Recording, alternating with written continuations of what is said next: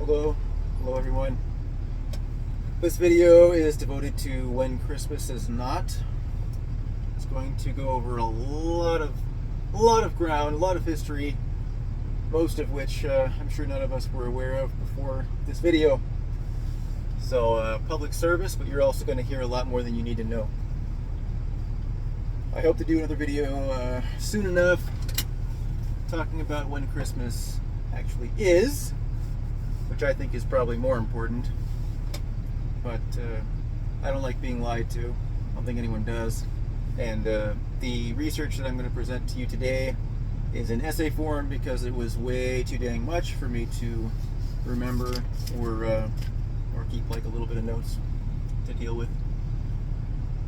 Alright, well, without further ado, there are a lot of misconceptions around early celebration of Christmas, Saturnalia and Sol Invictus, all these holidays. So we're going to discuss some of these things and investigate what history says. And I am going to be reading this off of my high-tech slides, so there are going to be some shameless pauses while I change slides every now and then. It's going to be a long video.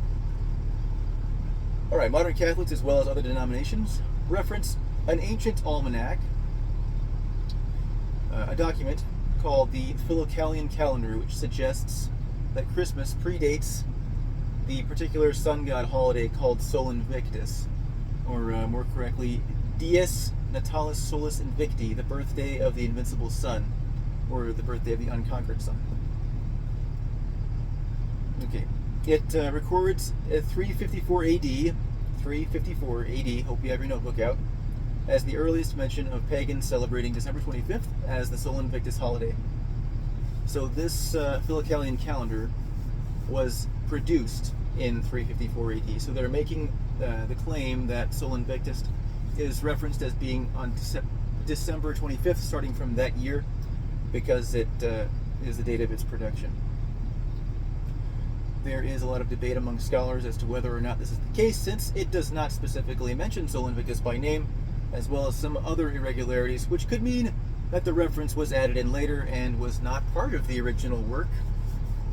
We are going to go with it as accurate for now, because why not? This same document, which is also called the Chronograph of 354 AD, lists the earliest known reference to the celebration of Christmas, as well as the earliest for Sol Invictus. It lists the earliest annual feast day of Christmas on December the 25th as being from 336 AD.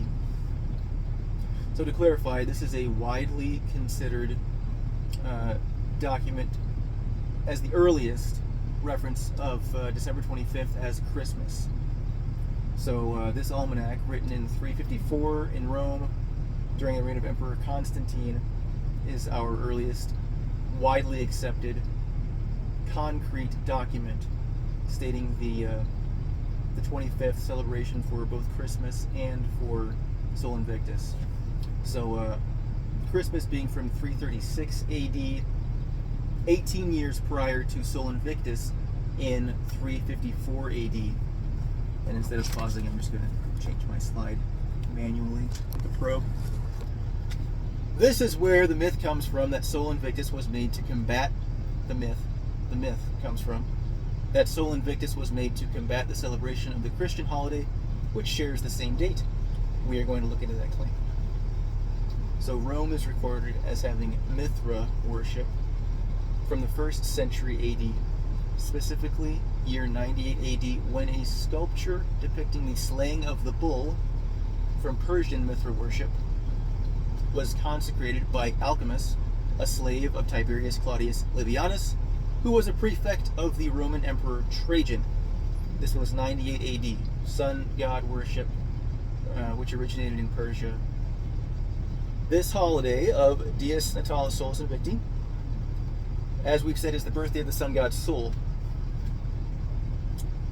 The birthday of the sun god Mithra, or Mithras, was originally being practiced on the 25th of December in the Roman world, and it followed Saturnalia directly, which was celebrated from the 17th to the 23rd.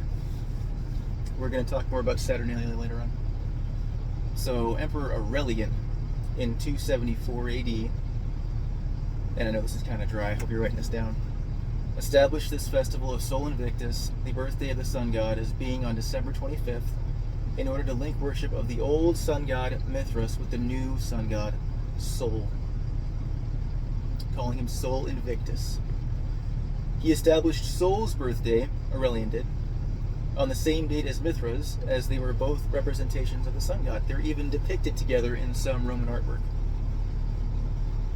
At this time, Sol was the official deity of the Roman Empire, called the Dominus Imperii Romani.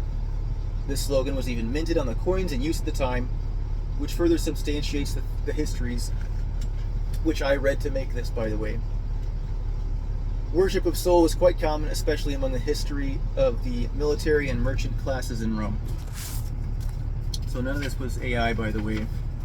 I've never used ChatGPT in my life, and I don't know really even much about that. A lot of this came from encyclopedias or from the actual documents, which I'm going to list in here. Some of it did come from history books, like when I reference people talking about the documents. Okay. So to clarify again, this means that Sol was worshipped in the Roman Empire long before the Christian Christmas came about in December, at least according to the chronograph of 354, which is often the go-to document. Also that Sol's birth was celebrated on December the 25th in Rome many years before Christmas was. Okay, so we're going to investigate further. We could stop there. We're not going to stop there. But I gave you enough just from that to see that the intro to all of this is already the outro. We've seen it. It's there. Unless we're to take into account some other documents. Okay. While disputed, there are two documents used to present earlier evidence of Christmas on December the 25th. Cyril of Jerusalem's letter to Julius I, and Hippolytus of Rome's commentary on Daniel. Cyril of Jerusalem, who lived from 313 to 386, wrote a letter to Julius I asking him to check the true birth date of Jesus, according to the Jewish archives in Rome, which were seized in 70 AD when Rome sacked Jerusalem, supposedly. Okay. Julius then identifies December the 25th as the proper time for Jesus' birthday. It's considered fraudulent by the academic community. Why? We'll talk about that. While its age and origin are unclear, what we do know is that this document was presented by a member of the Dominican order of Catholic priests named Francois Combeferre, who lived during the 1600s. What is accepted, the 1600s, what is accepted among scholars is that the Jewish archives mentioned in this letter did not exist, and that at the time the document was said to have been written, Julius I was no longer even alive. Alright, the next one, it said that it was Hippolytus of Rome writing around 204 AD, ooh, early, 204 AD, in a work titled Commentary on Daniel, who makes the claim that Jesus' birth was on December the 25th. Okay, so let's see about this. Where does this work of Hippolytus come from? A French statesman named Abel Francois Villemain, if you want to search him in his name, had sent a representative searching for unpublished manuscripts into the Greek world. He would find these writings on an island seminary near Constantinople would be among some other manuscripts. Alright, well, these were deposited in 1842. Wow. 1842 into national libraries. Among them was the Commentary on Daniel, said to be from 204 from Hippolytus of Rome. Okay, let's talk about it. It was written on animal skin parchment and dated to around the year 1100 AD. So that was the document that they found. Another of these manuscripts, another one, different one, called The Refutation of All Heresies, I kid you not, from the 14th century, was written not on parchment, rather on cotton paper, and had absolutely no indication of its author or its original age. A French scholar specializing in Greco-Roman studies named Emmanuel Miller, in 1850, offered it to the University Press at Oxford as a work of undoubted authenticity and as a lost work of origin, not Hippolytus. After its publication, it would soon be credited to Hippolytus of Rome by others. Pierre Naughton was a historian and an expert in early Christian documents from the 100s and 200s, who specialized in critical analysis of these works, as well as many others. He, along with other scholars, dispute the authorship and timetable which the commentary on Daniel was claimed in the 1850s by the Catholic Church. His doctoral thesis from 1947 is often referenced in regard to his refutation of the commentary on Daniel being accredited to Hippolytus of Rome. So Hippolytus of Rome, not being the only Hippolytus, and many other scholars also concurred with this in any case. So Pierre Naughton's argument was based on variations in style, chronological inconsistencies, theological differences, and the lack of clear authorship attribution in the early manuscripts, which had been found prior to the full document in this seminary, which, remember, was found way later. 1842 is a far cry. Some scholars have argued that the stylistic and theological differences between works attributed to Hippolytus, which, remember, some were attributed to him, which had no date, no name, just no author at all. They could have been written at any time by anyone. Okay. They suggest that these were authored by two different individuals who lived in different parts of the Roman Empire, potentially both named Hippolytus. The authenticity and interpretation of the passage mentioning Jesus' date of birth are among the most contested, with some scholars arguing that the statement about the birth may not have been part of the original text at all. Other manuscripts are also credited to Hippolytus without any indication of authorship from the oldest copies of those works. This was, I'm not going to say that they dumped a lot of things on him, but he was a man from long ago who they knew had written some stuff, and when you try to match according to their category of acceptable similarities, I'm not going to be on board with that. No, not at all. All right. So Cyril of Jerusalem's letter and Hippolytus's commentary on Daniel are often left unmentioned for the reasons that we've just listed here. Even if we were to accept these disputed documents, others predate them in favor of pagan worship on the 25th being earlier than Christian.